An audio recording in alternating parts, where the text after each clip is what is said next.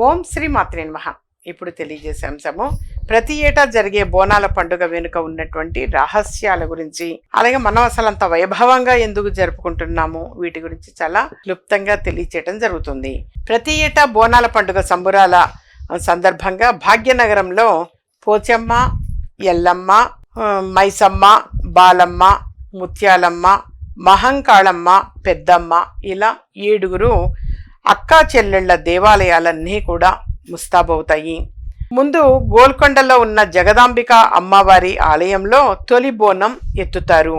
ఆ తర్వాతే ఇతర ప్రాంతాల్లో బోనం ఎత్తడం షురు చేస్తారు. ఆషాఢ మాసంలో వచ్చే ప్రతి ఆదివారం, గురువారం రోజున బోనాల పండుగ సంబరాలను చక్కగా జరుపుకుంటారు, వైభవంగా జరుపుకుంటారు. బోనం అంటే భోజనము అని అర్థము. అమ్మవారికి సమర్పించే నైవేద్యాన్ని బోనం అంటారు. ఈ బోనాల పండుగను దాదాపు 1000 ఏళ్ల నుంచి జరుపుతూ ఉన్నారు. చరిత్రను పరిశీలిస్తే కాకతీయ రాజులలో ఒకరైన ప్రతాపరుద్రుడు గోల్కొండలోని శ్రీ జగదాంబిక ఆలయంలో బోనాల సమయంలో ప్రత్యేక పూజలు చేసినట్లు పెద్దలు చెబుతారు. ఆ తర్వాత వచ్చిన ముస్లిం నవాబులు సైతం ఇక్కడ పూజలు జరుపుకునేందుకు పర్మిషన్ ఇచ్చారు.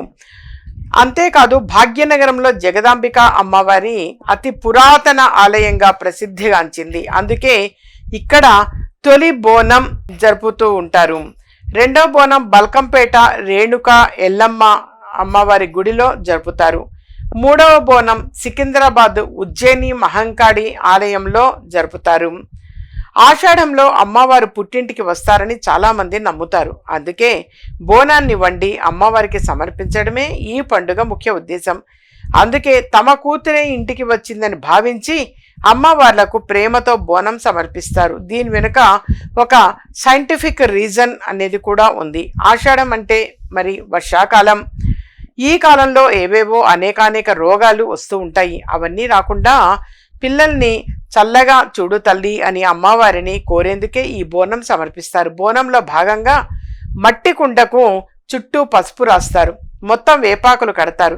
ఇలా చేయడం వల్ల బ్యాక్టీరియా, వైరస్లు నాశనం అవుతాయని మన ఆరోగ్యం తెలియచేస్తుంది, ఆరోగ్య సూత్రం తెలియచేస్తుంది.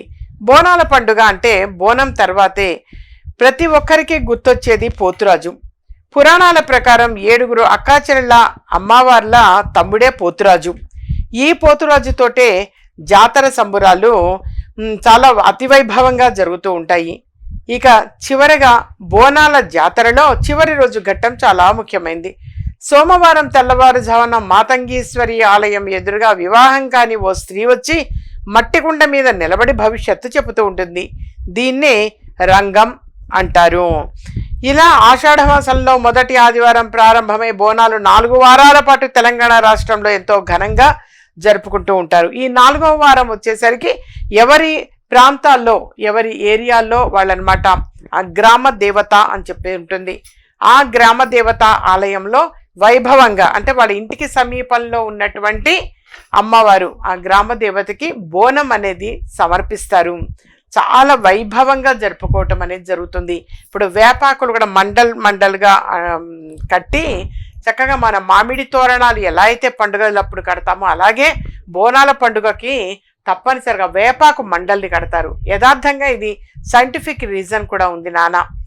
అది చాలా విషజ్వరాలను రానియకుండా చాలా చక్కగా సపోర్ట్ చేస్తుంది ఆ వేపాకు మండలు అనేటువంటివి. అంటే ఆ స్మెల్, ఆ గాలి అనేటువంటిది మంచిది.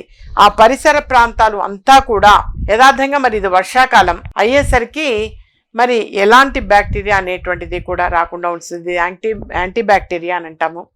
అలా వేపాకులు చక్కగా మన గేటులకి కట్టడం కావచ్చు, ఇంటి గుమ్మాలకు కూడా ఇలా వేలాడగడుతుంటారు. ఆ విధంగా చేయటం అనేది జరుగుతుంది. అందులో ఆ బోనాలు అన్నప్పుడు ఇప్పుడు కొద్దిమంది అందుకనే ఇళ్లల్లో కూడా మనం గమనిస్తే ఇంట్లో కూడా నైవేద్యం పెడుతుంటారు. పెరుగన్నం నైవేద్యం పెట్టడం, ఆదివారం రోజు పెరుగన్నం నైవేద్యం పెడుతుంటారు. కొంతమంది బెల్లపు అన్నము చేసి నైవేద్యం పెడుతుంటారు. అన్నమే బెల్లంతో అన్నం వండి బెల్లపు అన్నము అని చెప్పేసి నైవేద్యం పెడుతూ ఉంటారు. ఇది యథార్థంగా చాలా మంచిది నాన్న.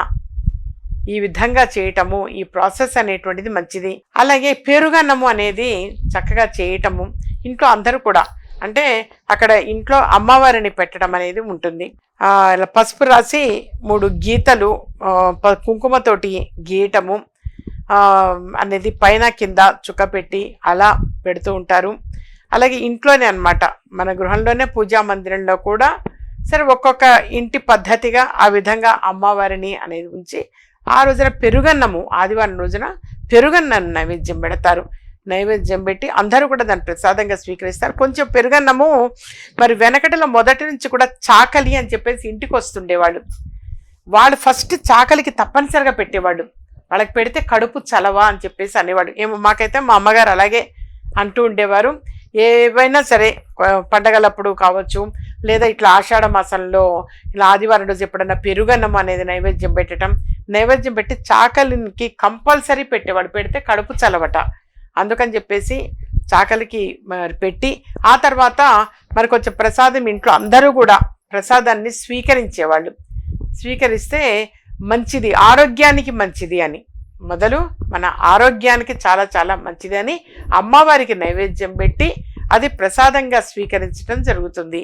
ఇంకా ఏవైనా సరే ఎటువంటి ఈ కుటుంబంలో గనక సమస్యలు అనేటువంటి ఉంటే ఎవరైనా వ్యక్తిగతంగా అపాయింట్మెంట్ తీసుకొని కలవచ్చు. అది విద్య విషయం కావచ్చు, వివాహం కావచ్చు, సంతానం కావచ్చు, ఉద్యోగ విషయం, కోర్టు సమస్యలు, బయట ఆగిపోయిన ధనం తిరిగి రావడం విషయంగా కావచ్చు, ఇంకా బయటికి చెప్పుకోలేని అనేక బాధపడుతూ ఉంటారు.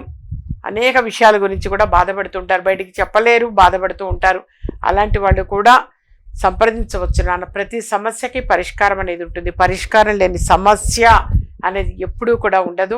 ఎటువంటి సమస్యకైనా అమ్మవారి అనుగ్రహం వలన చక్కని పరిష్కారము అనేది తెలియచేయటం జరుగుతుంది.